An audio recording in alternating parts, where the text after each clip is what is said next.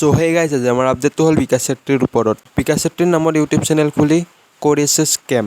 তাৰ ওপৰত ট্ৰেক কৰি বিকাশ চেত্ৰীয়ে পুলিচ কেছ দিম বুলি ইনষ্টাগ্ৰাম আইডিৰ যোগেদি জনায়।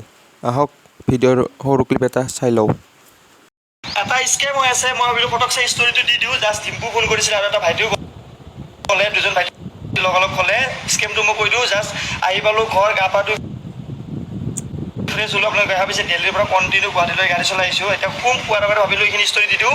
মোৰ নামত মানে দুজন মানে স্কেম কৰি আছে।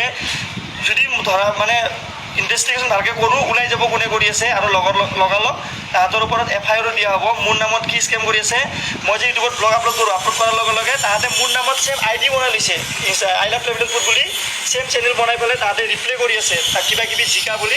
তাৰপিছত যোনে যাক ৰিপ্লে কৰি আছে সিহঁতেও মানে ৰিপ্লে কৰি নম্বৰটো লৈ মেছেজ কৰি আছে। চ' আপোনালোকে বিৱেৰ হৈ থাকিব। মই কাকো মেছেজ দিয়া নাই, একো উইনাৰ জিকা জিকি একো আইফোনৰ বুলি কিবা মেছেজ দিছে, আইফোন জিকা বুলি। চ' মই কাৰোৰ লগত একো কথা পতা নাই।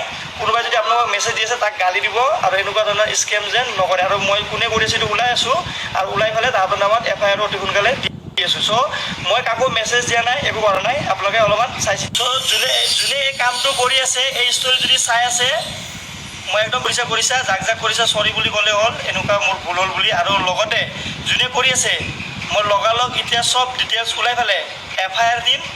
ID ট্ৰেক কৰি পেলাই ডাইৰেক্ট এড্ৰেছত ন'টিছ যাব। এইটো ডাইৰেক্ট আজিকালি বহুত হেৰি হৈ গৈছে, ফাষ্ট হৈ গৈছে। এতিয়া আগৰ জামানা নাই যে কাৰোবাৰ নামত কোনোবাই স্কেম কৰি পেলাই বাচি থাকিব। চ' লগালগ এতিয়া উলুবাৰীত আছে আমাৰ চিনাকি কমিশনাৰ অফিচত ডাইৰেক্ট গৈ পেলাই মই এইটো IDটো চব ওলাই পেলাই কেছ দিম। চ' যোনে কৰি আছে এনেকুৱা কাম নকৰিব, ফ্ৰড নকৰিবা। তোমালোকে ভালকৈ কাম কৰা, কাম কৰি খোৱা, এনেকুৱা ফ্ৰড টাইপ বস্তু নকৰিবা। আৰু কমেণ্টত আপোনালোকে খালি চাব, কোনোবাই যদি মেছেজ দিয়ে আপোনালোকে মেছেজ নকৰিব। আৰু কোনোবাই যদি ফ্ৰড কৰেও ভালকৈ ভেৰিফিকেশ্যন কৰিব লাগে। মানে এনেকুৱা এটা কোনো এতিয়ালৈকে পইচা দিয়া নাই। আৰু যাৰ লগত কিবা যদি ফ্ৰড হৈছে এতিয়া মই নিজে খবৰ কৰিছোঁ। চ' যোনে কৰিছে এই কামটো জেলত যাবলৈ।